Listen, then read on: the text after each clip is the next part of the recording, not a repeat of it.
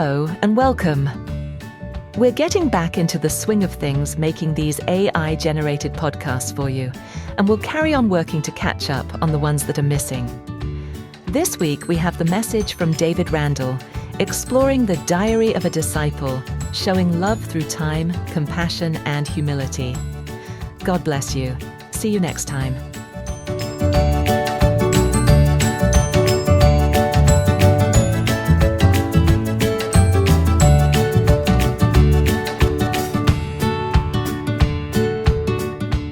Welcome back to the Deep Dive.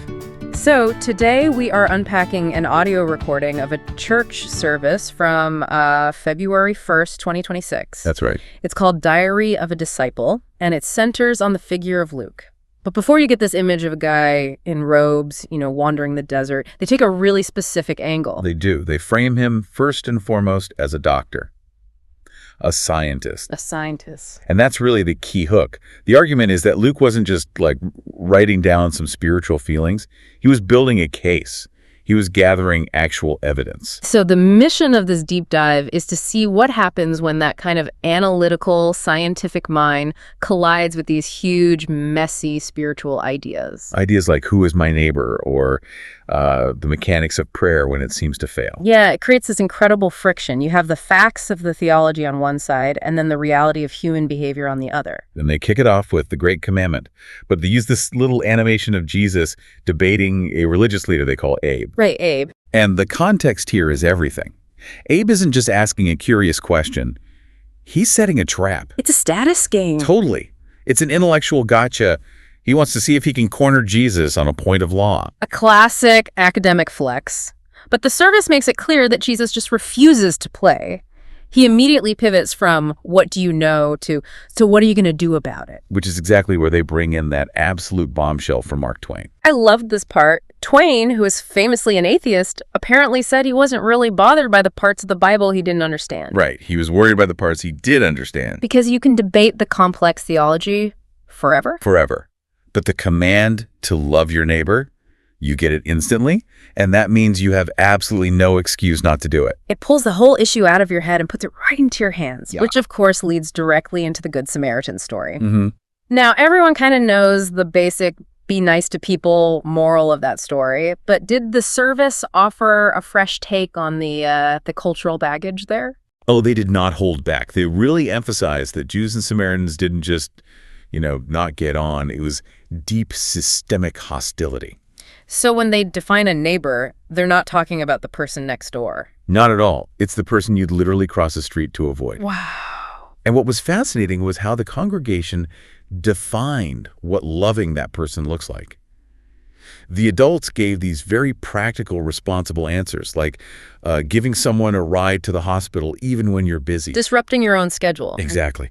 But the most profound insight, honestly, came from a child. What was it? Playing with the person nobody else wants to play with. Oof. That just cuts through everything. For a kid, that's a huge social risk, a real sacrifice. It is. And then the service added one more layer, which was humility. They mentioned that sometimes loving your neighbor isn't about you being the hero. Okay. It's about being humble enough to let them help you. Oh, that completely flips the power dynamic. That is incredibly hard to do. And I think that difficulty is probably why they transition to the next topic, prayer. You're going to need backup. Exactly. They go right to Luke 11.9, ask, seek, knock. And this pulls us back to Luke, the scientist, right? He's presenting a kind of formula.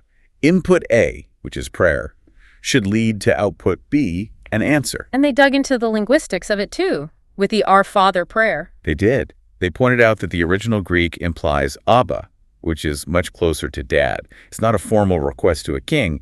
It's a child talking to their parent. But this is where Luke's science really hits a brick wall, because anyone who has prayed knows that formula doesn't always work. You ask, and you just get silence. And to their credit, the service did not try to explain that away. They directly reference Pete Greig's book, God on Mute.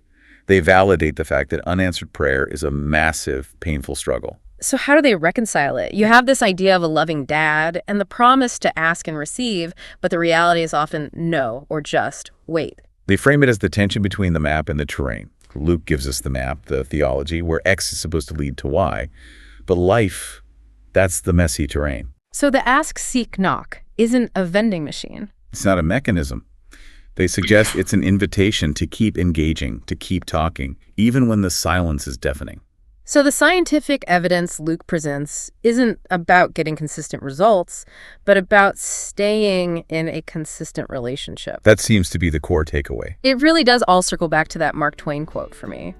The things we understand are always the hardest ones to actually live out. It leaves you with a pretty provocative thought, doesn't it? Is it possible that we spend so much time complicating the theology, debating all the history and the Greek words, just to procrastinate on the simple, terrifyingly hard work of loving the person right in front of us?